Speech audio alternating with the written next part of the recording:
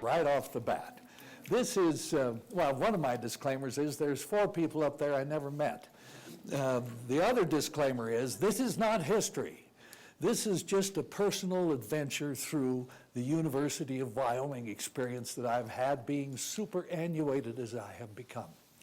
So as a result, there are people in this room who may know and have memories about some of these people just the way I do.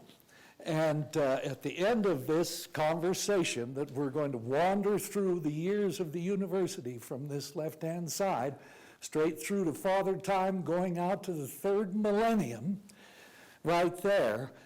When we're through, I'll ask if anybody has some notion about some of the people who are on there, like Donald Stinson, who is pictured on this mural.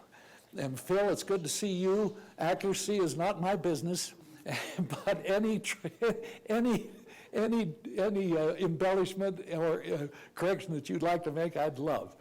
And Robbie, thank you for coming. Robbie, as director of the Alumni Association in 1995, and this is your year of retirement, as I understand, for a long, long service to this university. Robbie was here when this was presented as a result of a commission by a chap by the name of David Hamilton, who was with Wyoming Gas in Worland. That's not an ailment, that's a company. And he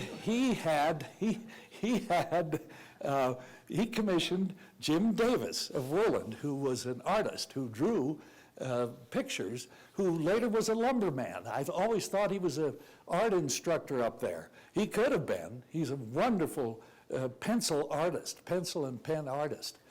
I called him. He's 87 years old. He said, Pete, I just can't come. He said, but I'm very pleased. He said, because when we presented it at homecoming, it was a homecoming event, the football game was going on, and the audience was one art student.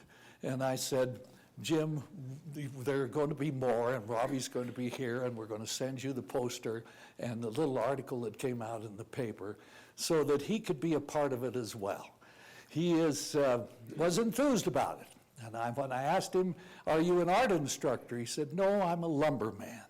I said, well, they make paper out of lumber. Keep doing what you were doing here for this terrific mural. So thank you, Robbie, for being here. It was dedicated in 1995. Hi, Jim, and everybody who has seen it. When you go up the stairs at the Union, how many have stopped by it and looked and wondered or seen things that might be familiar? Well, me too. Well, there you go. There you go. I come up the stairs every morning after getting a complex coffee drink in the gardens, and I toast the old man who's up here on the right-hand side in that group that Jim Davis, the artist, said is a bunch of politicians. And Dad is pictured there, so I always toast him and say, I'm still here, I'm still alive, Dad, what do you think of that? The answer is always, I don't believe it. Anyhow, this is the mural.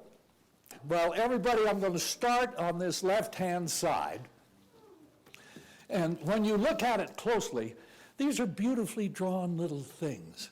This is a whole panoply, a pageant, here in the faded background behind the big, hey, there's one for, she's coming. Here are covered wagons. Here are cattlemen, cowboys. Here the buffalo are roaming on this prairie. Here is a mountain man. Here are Indians and an Indian village. And here at the bottom is the sagebrush flats upon which Old Main sits, and the powerhouse, and the old gymnasium. So down here is the beginning of this entire story, all across, and here are flora of Wyoming note, which goes all the way from cattails to cactus to thistles and things that we want to get rid of in the backyard, and all of those things. Here's one of the guys I never met, John Hoyt.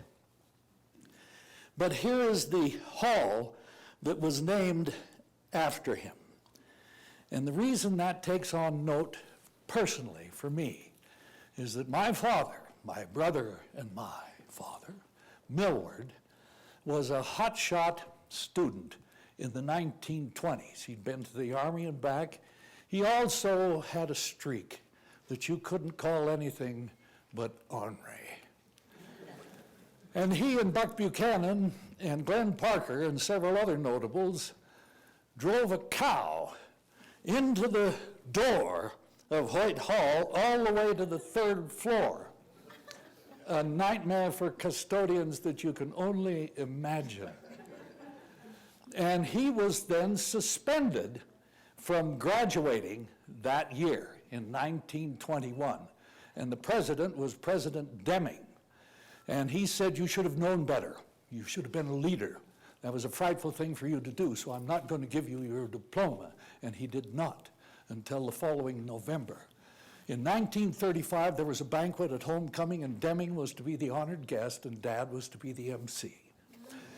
And Dad got up, and he said, what a wonderful day this has been, because the Cowboys won, which was unusual in those days. And the combination of Jerry King to Don Harkins, who later became a district court judge from Worland, King was from Casper, King threw 3 touchdown passes to Don Harkins. Dad said it was the greatest passing combination in the history of the University of Wyoming, with the exception of the combination Deming to Simpson. He said he threw it in June, and I didn't get it till the following November. So Hoyt Hall here, of course, is Old Main with the tower, which is no longer there. I haven't got the exact year when that tower was taken down, but it had this magnificent tower. And one time I was teaching a university orientation class, and somebody in the class said, why isn't this named Wyoming University instead of the University of Wyoming, like Montana University, like Nevada University, like these places? And Ralph McQuinney, who I had assigned to the students to go talk and learn some history, said, and I'll have to try to emulate him a little, jutted out his jaw, and he says, it is Wyoming University. And he got the class up, and we walked outside, and on the front inscription on Old Main, it says Wyoming University, which was its original name. Here is Dad's favorite English teacher, June Etta Downey, whose name is on one of the dormitories, which are pictured down there, which are the tallest buildings in Wyoming, which are a great shock to students from Chugwater and Erie Junction and other places who never saw a 10-story building in their lives, and it's here on this campus. And the other favorite professor was Laura A. White, beautiful young woman, both of them PhDs from the University of Chicago, who combined forces with Grace Raymond Hebert, here a historian, to make a triumvirate of powerful women academics here, and a good testimonial to Wyoming, the equality state, because these were three remarkable professors. And Dad loved them, loved all 3 of them. Dino Day, I knew, he started the pharmacy school. He's pictured here. This is the Old America Hall with the bricks on the front without the siding. This, again, is the chemistry building. This is dear Claire Mundell.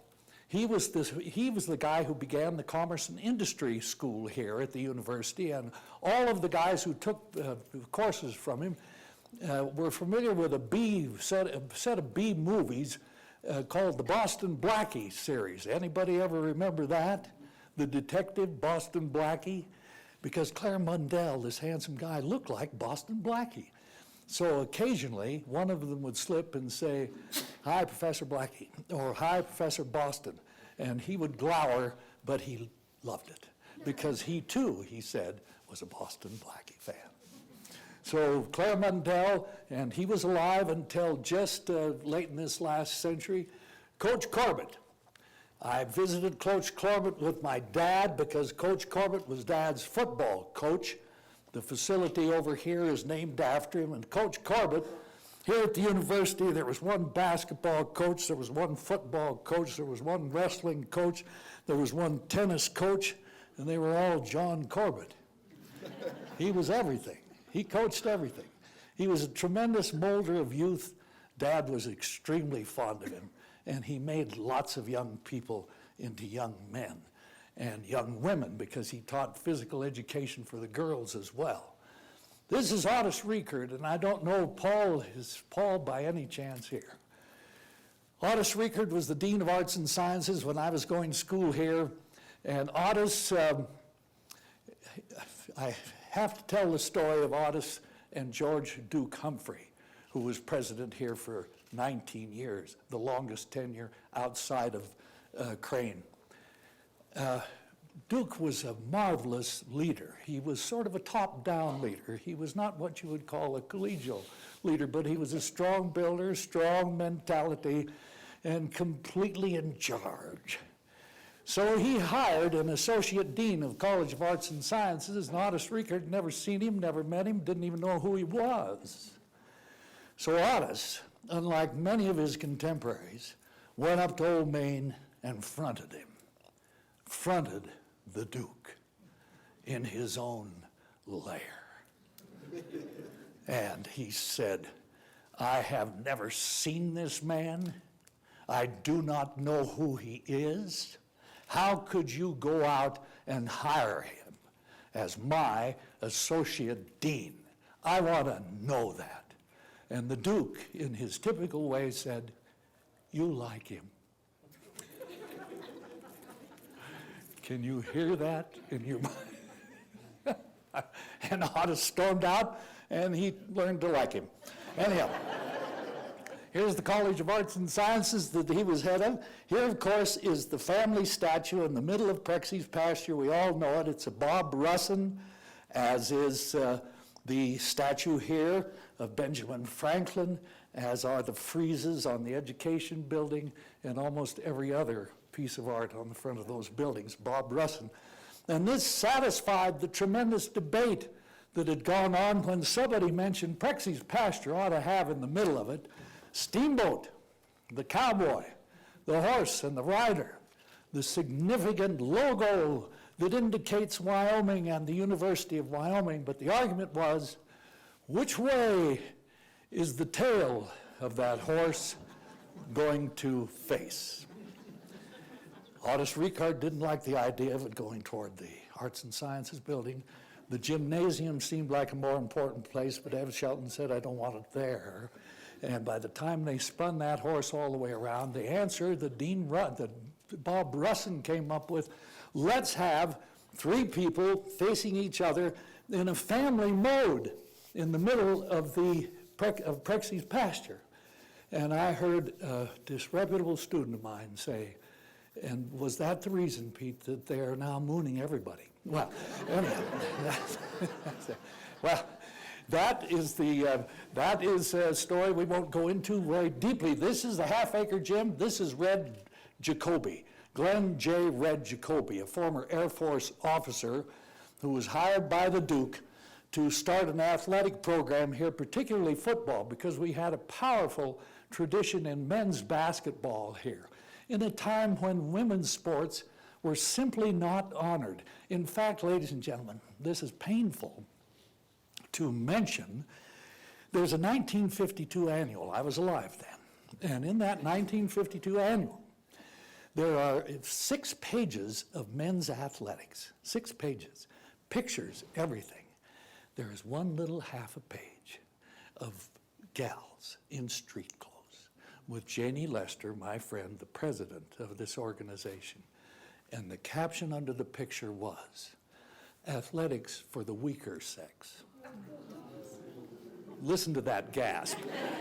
I had the same gasp. I looked at that and I thought, was I really alive then? Holy cats. Well, anyhow, and speaking of the annual and sports in the annual, when they worked together, Jacoby, My dear father, who was anxious to see a football program instituted, and this ex-Mississippi man who was used to Mississippi Southeast Conference football, to put something together here that might merit the name of a football program.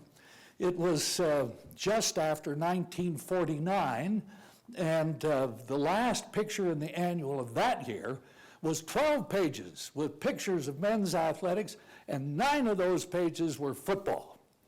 And at the end, and that was another 0 and 12 season, or 1 and 10. And Hank Roan was a great athlete and wasted here on the university campus, but he kept running valiantly. The last picture on the last page, and you can see it, in the 1949 annual, was a picture of Hank Roan in the mud at CSU with Ram helmets all over him, the snow all over the ground, and the caption under that picture was, "But every Saturday it's the same damn thing." So along came Bowden Wyatt, and he established a football program with a lot of Tennessee transplants and some of the great coaches that have come here in years past who brought a lot of Tennessee attachments to this school, which remain. A lot of those Tennessee athletes have remained. John Morris over in Cheyenne, and some Wisconsin guys up in Casper like Ox Zellner and others. But the football program really took off. And in the process of taking off, they went undefeated one year and went to the Gator Bowl. One of the most outstanding things about the Gator Bowl, a 20-7 victory over William and Mary in the Gator Bowl that the Cowboys won. But the darling of that event was this lady, Joni Lund. She was the drum majorette.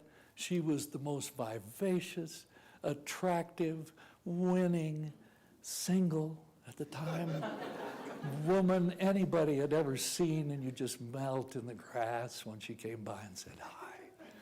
And she was a winner. Joni is still alive, still looks great, could still go out there with a baton, I think.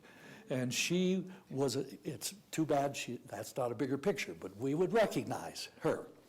So here in this picture is a man for all seasons. This was H.T. Person, the dean of the College of Engineering, and this is the College of Engineering. He did all the things that this university ever expected, and when Al's and my father was governor in 1954, he appointed H.T. Person to negotiate the Colorado River Compact. And H.T. Person not only negotiated it, but set up a one-man Department of Environmental Quality, a Department of Administration, and a Water Commission all by himself.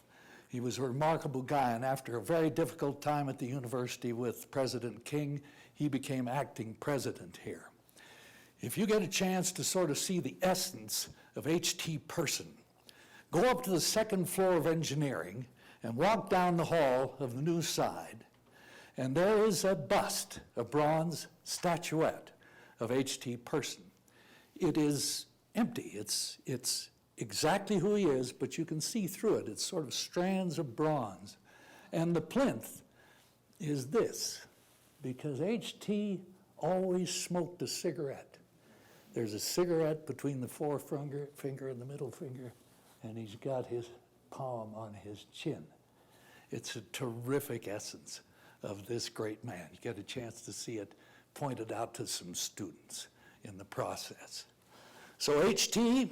was Dean of Engineering. Here's Frank Trelease, one of the great law professors at this institution. There's the new law school. My impression is that's the old one, but if anybody gets another view of that, let me know, okay? I just can't quite place it. But Al was in Frank's class, this great professor of water law.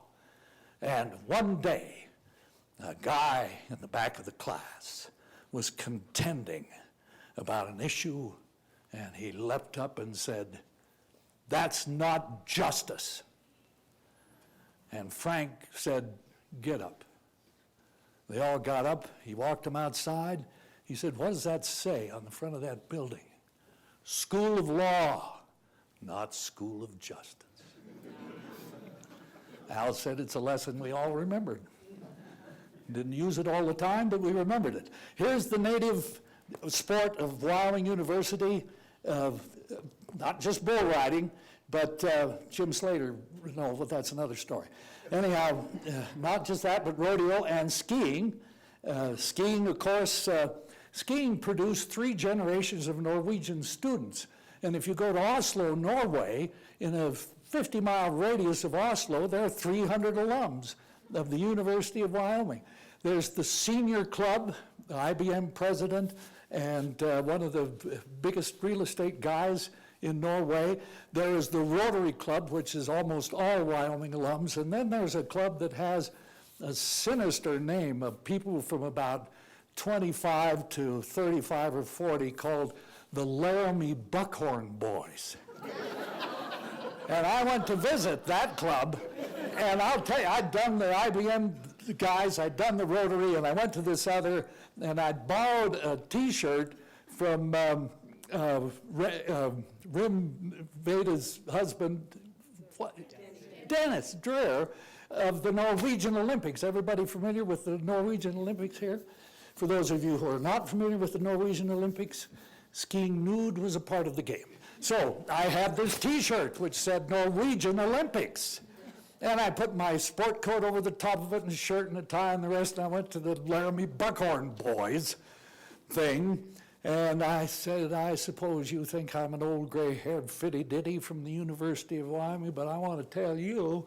And I took off the coat and I stripped off the shirt and I showed this Norwegian Olympic. They all went, yes. And that night, I felt like I was 19. And the next morning, I felt like I was 90. It was a terrible time. But anyhow, lots of Norwegian guys around here from the skiing business. That's the arena auditorium. And all across the top here are fraternity houses, beginning with Kappa Sig, which is the oldest fraternity house on the row. The oldest house, of course, is Pi Phi, which is 1931. But there's Kappa Sig, there's Sigma Chi, there's Sig Alfs, used to call them the 10th Street Athletic Club. Here's Sigma Chi's, that's Danny Nelson's out there, Acacia, Alpha Tau Alpha, and finally, way to hell over here is the ATO house, which is the house that this guy, Mike Sullivan, my dad, I, my brother, are all fraternity members. We're all members of the same fraternity. So when I ran against Sullivan in 1986 and he beat me, I said, what kind of a fraternity guy are you? You know? Anyhow, and he's come to my class every year for the last 11 years. Here's Arthur Griswold Crane. This is a whole set of stories, and I think I'll reserve them for a little bit, but let me go back to this one athletic picture. This is Eddie Tal Boom. Boom, boom, Tal Boom. He'd gone to Notre Dame. They said he was too small. He weighed 157 pounds, but he hit like a train. He was a remarkable athlete. He then went to the service after they let him go. He came to Wyoming. He became the old man of the football team, and he led Wyoming to football glory. He was a tailback. He ran, he passed, he kicked, and he place kicked. He's in the academic, or he's not in the academic Hall of Fame, but he could have been. He was pretty sharp. He's in the Athletic Hall of Fame. Those of you who walk the arena, stop by Eddie's plaque someday and check him out. That story is a great story about the university. He was a great leader. He was a role model. He was a terrific man. After the war, and all of this by now is happening after the war, Jim Davis, the artist, when I called him, he said, you'll see a little picture in here of a man and his daughter and a book open, and he's studying. He said, the guy who commissioned this man, David Hamilton, he said, you know, a lot of those XGIs came back. A lot of them were working hard. A lot of them had families. You ought to put a picture in there of a guy who was an XGI studying with a daughter. And so that he added to the picture. He also added his own picture right there. Though he never graduated from the University of Wyoming, he said, I felt like I had by the time I got through with that mural, which he did, by the way, on his hands and knees on a large, large span of made-up tables. This is the wonderful alumni house, which is a beauty, which has been helped and endowed by alumni over the years. This is the hall named after Crane, which is part of the Crane Hill complex on the east end of the campus. This is the building that many of the students refer to gladly as the Standing Rib Roast, which is the classroom building, which has been added on to, and the battle to save the murals was conducted by the son of this man, who was J.A. Hill, Dean Hill of the College of Agriculture. John Hill just passed away, a couple of 3 years ago. He fought the good fight to keep the murals intact when they did the renovation of the classroom building. I'll never forget Dean Hill, who emceed one of those outlandish amateur talent shows, student talent shows, and he was murdering the names of classical musicians this orchestra was playing. It was Tchaikovsky, and it was Mussorgsky, and it was, and he always rubbed his head like this. He was sort of bald. The next act that came up was a comedy act, and I still remember Hill. I can see him to this day going, well, if you all laugh as hard at these guys trying to be funny as you did at me trying to be serious, they're going to get along just fine.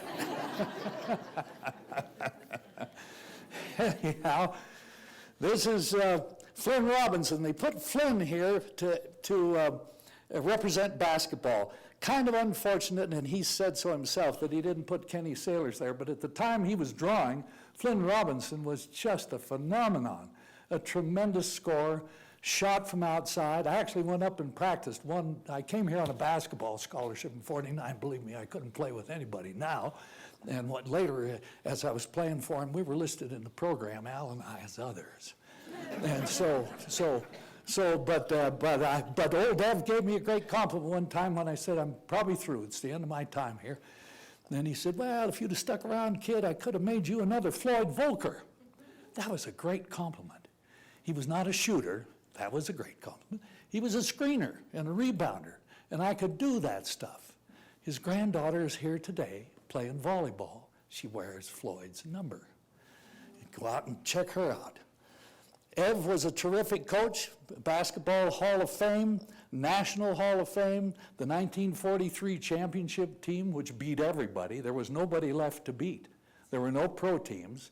There was just the Phillips 66 Oilers, the Dow Chemical, the Zollner Pistons, which later became Detroit Pistons, and Wyoming beat the champion AAU team, which was Phillips 66, one time that year by 2 points. So there was nobody left to beat because they won the NCAA tournament against Georgetown, and then they had a World War II fundraiser in Madison Square Garden, pairing the more elite tournament, which was then the NIT, the men's IT, against the NCAA champions. So they played St. John's in Madison Square Garden in 1943 and won that in overtime. My mother and father were out on the road between Deaver and Franny. They drove up to a hill where the radio would pick that game up. And when they won, they got out on the road and danced because nobody was driving that road anyway, or any place else in Wyoming. But it was a huge deal, so we all wanted to play ball here. Ev was the guy. There's Ralph McQuinney. 75 years on this campus from the time he was a student, 47 years as registrar. My father was a classmate of Ralph's. And when I hit my junior year after basketball, I was having a lot of fun.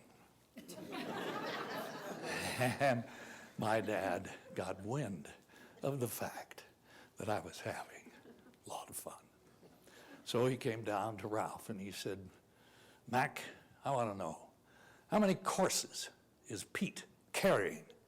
And Ralph said, well, Millard, I'll tell you, he's carrying 1 and he's dragging 4.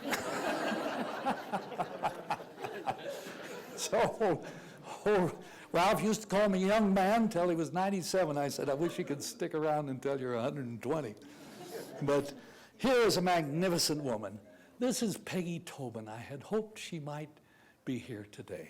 But Peggy, of course, is still alive, still beautiful, one of the most popular deans ever. Dean of Women here at this university, the chairman and mother of Pi Phi sorority, a remarkable lady, a beloved lady, an institution at this school, and her picture is there. Amelia Lino, the first nursing dean, I never knew her, but I knew who she was, and this guy here, Don Stinson, who sits right back there, was the father of petroleum engineering and could be the father of all 300 alums in Norway to this day because they took petroleum, am I right, Don? You bet. They took petroleum engineering from Don and from that magnificent program.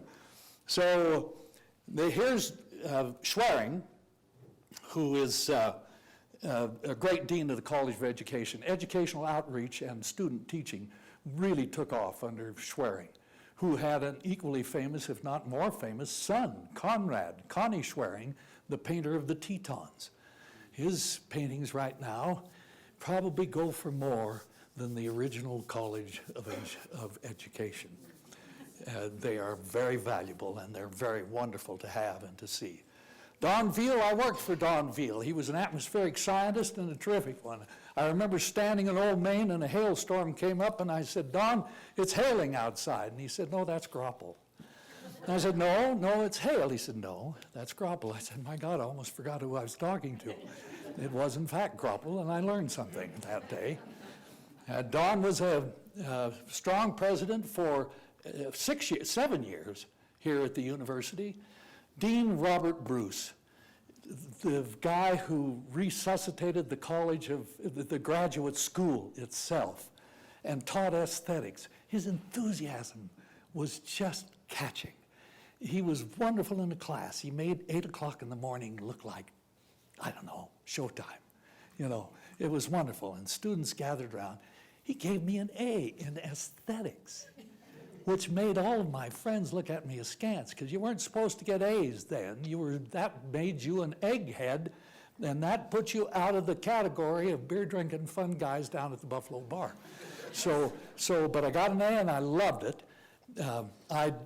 Under Al Larson, my mentor, many of your history teachers, the historian laureate of the University of and of the state of Wyoming, served in the legislature with him for a while, took his class in Western American history.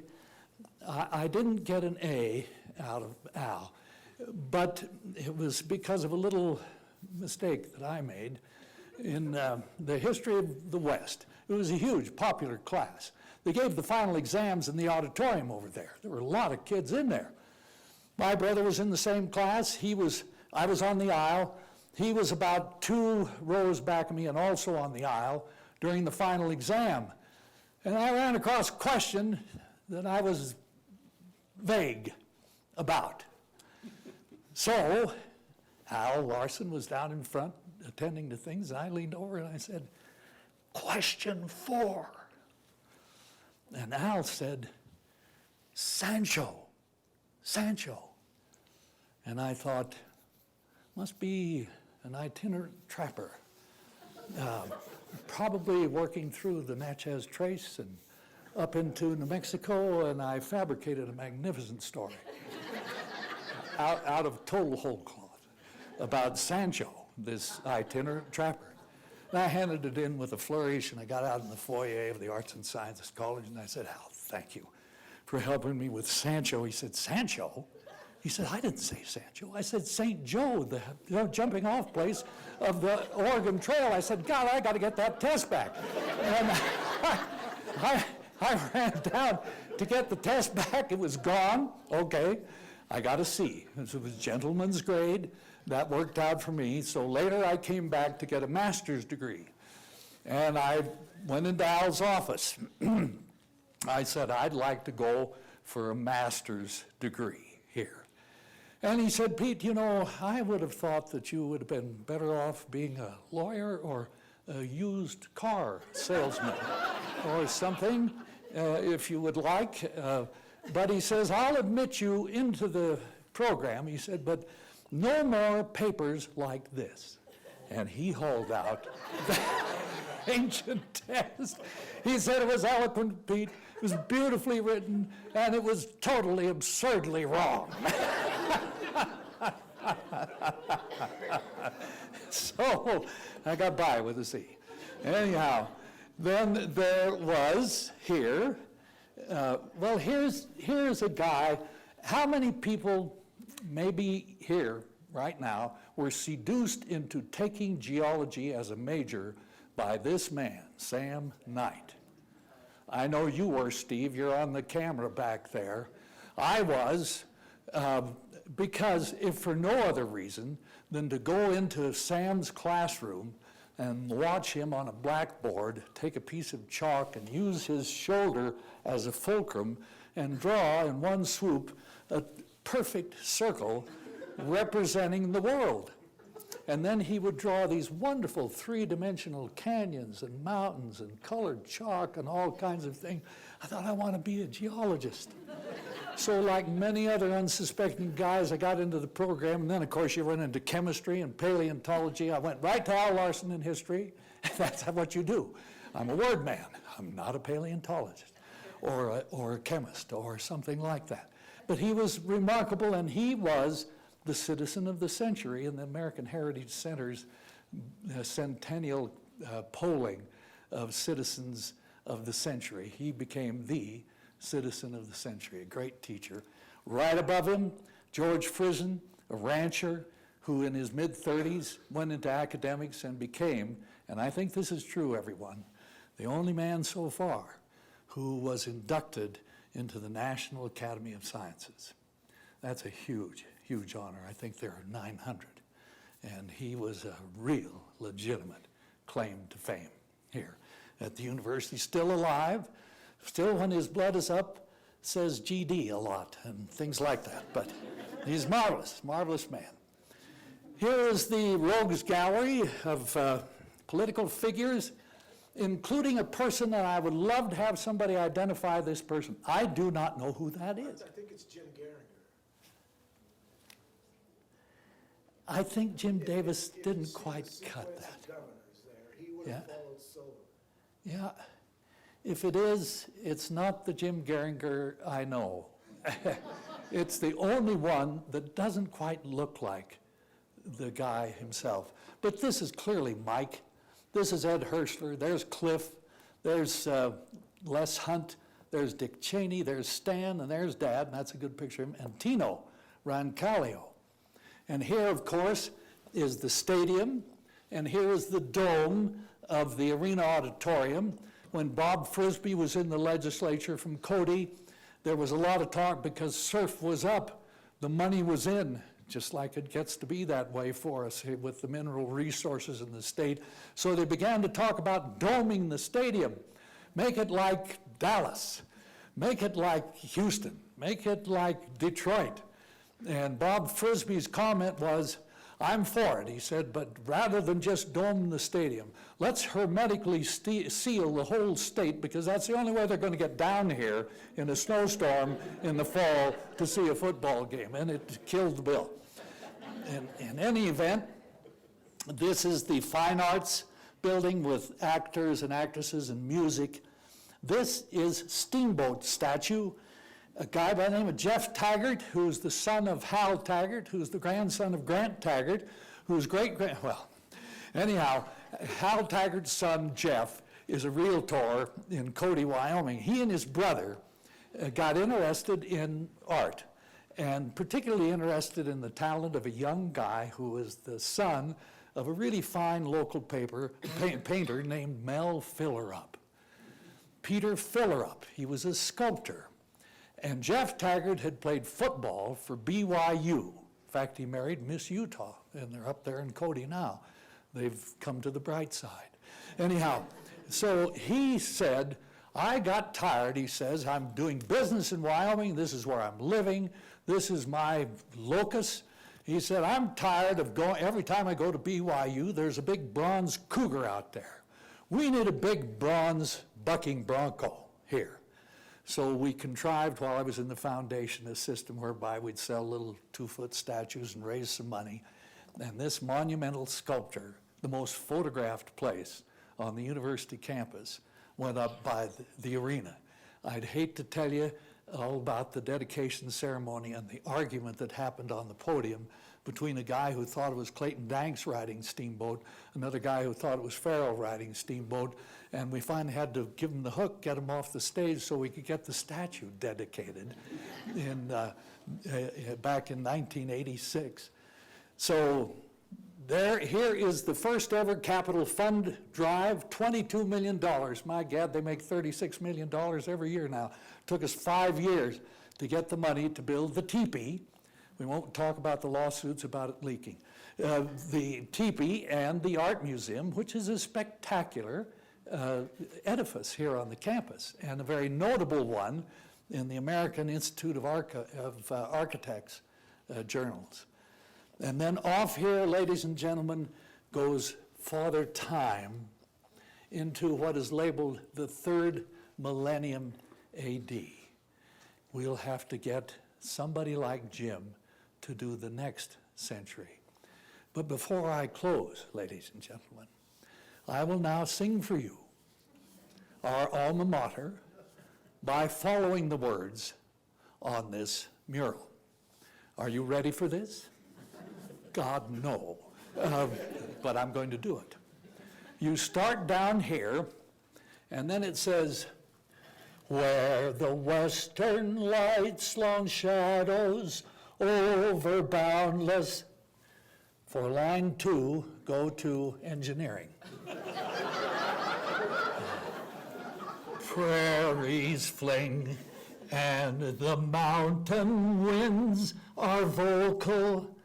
For line 3, go to law. With thy dear name, Wyoming, there it is For line 4, go to the alumni house. Brown and yellow floats in loving loyalty. For line 5, go to dinosaurs. And the college throws its portals open wide to all men free. For refrain, go to agriculture. And so our songs we bring, our alma mater sing. To her our hearts shall cling forevermore.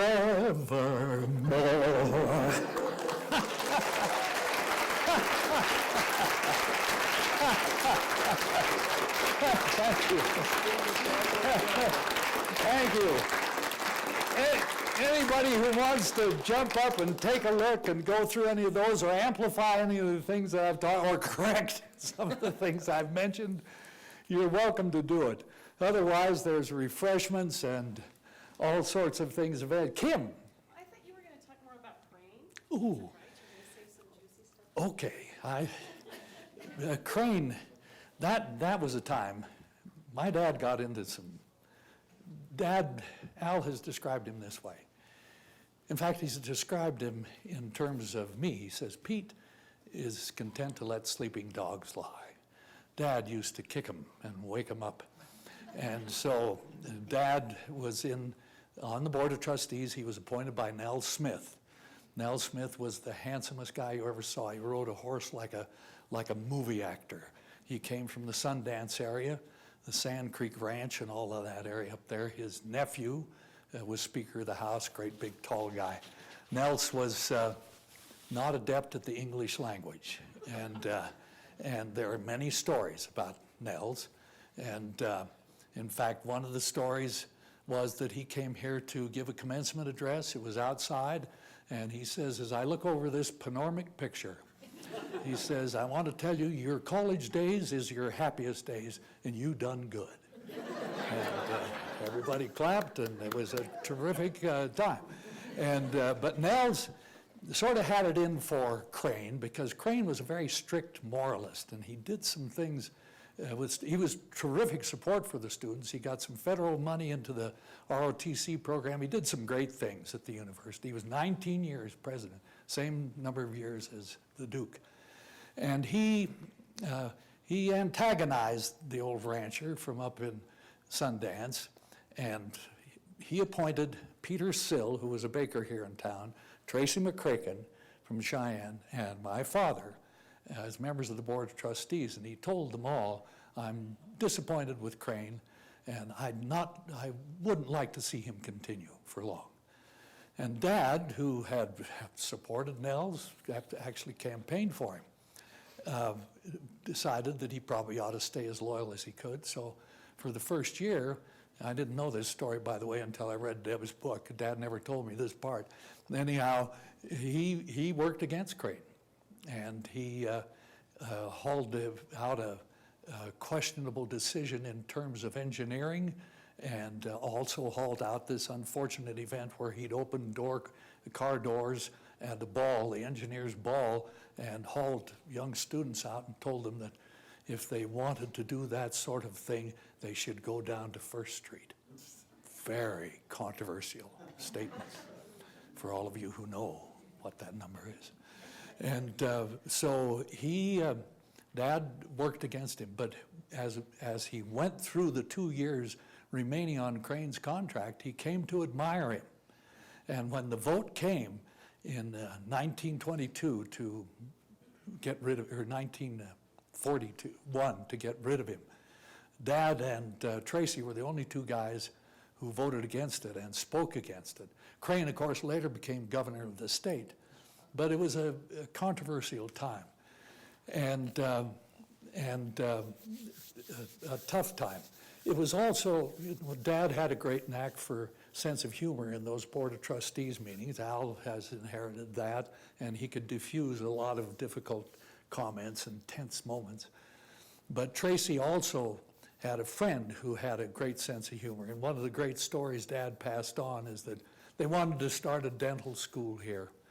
And Tracy McCracken got up and said, yeah, you don't want to start a dental school here. He said, I've got a dentist. Of course, the dentist was Doc Cunningham, sitting right there on the Board of Trustees. He says he gets his fingers in my mouth. He says, then he gets his fist in there, and then he gets his elbow in there, and old Cunningham never batted an eye. He says, well, there's plenty of room. and anyhow, I forgot to mention another interesting thing, because the minute I think of Crane, I also think of this great president, Avon Nelson. But right here, ladies and gentlemen, is the conservatory, that brand new, beautiful conservatory that is attached to the old Avon Nelson building, which was a great library. It had those tall windows. I actually felt like a student in there in these tall windows in this old Gothic library. I thought, I might be able to understand something here. It's a beautiful place. Now the herbarium and these remarkable legacies of Avon Nelson.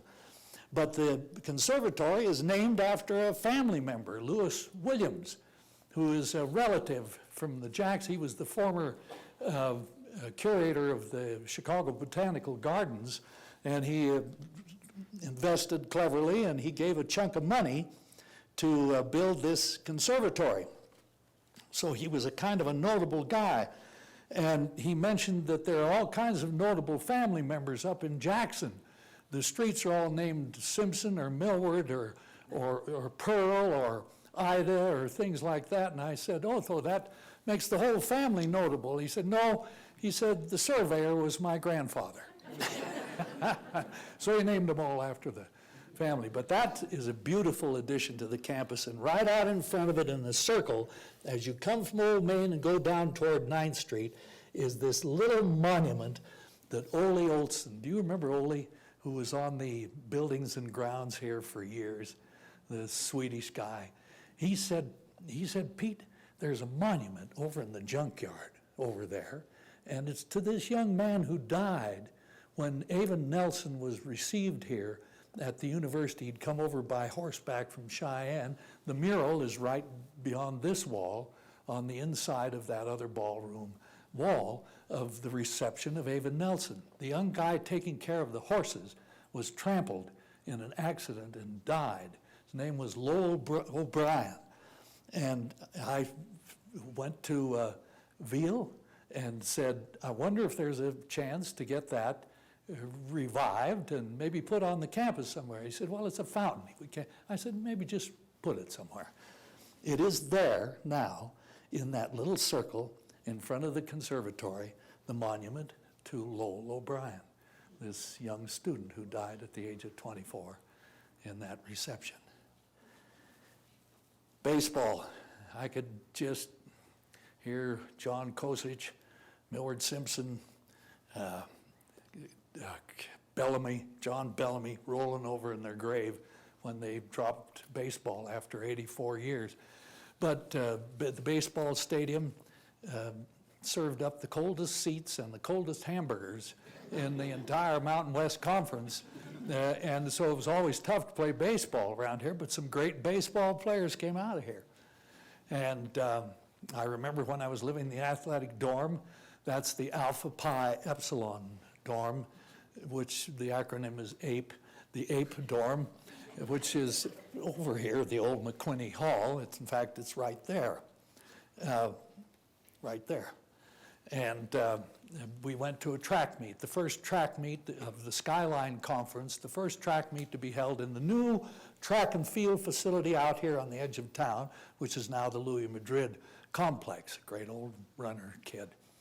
And that morning, the sleet was blowing across the ground horizontally, and the sprinters all had to wear their warm-ups while they ran, and it was the first and the last Skyline Conference or any conference track meet at the University of Wyoming until just 2 years ago, when they had one here, and it actually was an 80-degree day. Unbelievable. So don't keep me going, unless, of course, you want.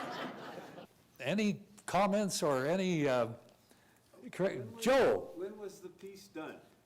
This was 1995, and it was donated to the Alumni House in 1995, and then Robbie and the Alumni Association gave it to the Student Union, and it's been displayed, as Kim would know, down here on this landing for the last, well, ever since 1995.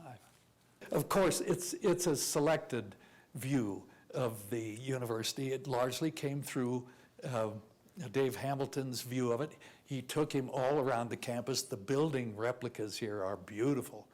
And there are people who are missing. There are several presidents who are missing. There are remarkable deans and professors. There's Bill Steckel in history. There's Sam in engineering. Sam Hakes. There's a ton of people. It's a selected history, but fun to have.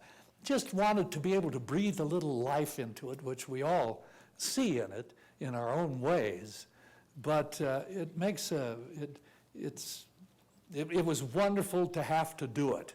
I appreciated you. I actually went up and I was carrying one of those complex drinks, and Kim was standing there, and I said, Kim, I know damn near everybody on that mural. She said, well, why don't you talk about it? I said, well, we'll do that. And I envisioned we'd do it at the landing. And she said, no, we'll take it upstairs. I said, nobody's going to come to that. Thank you for coming.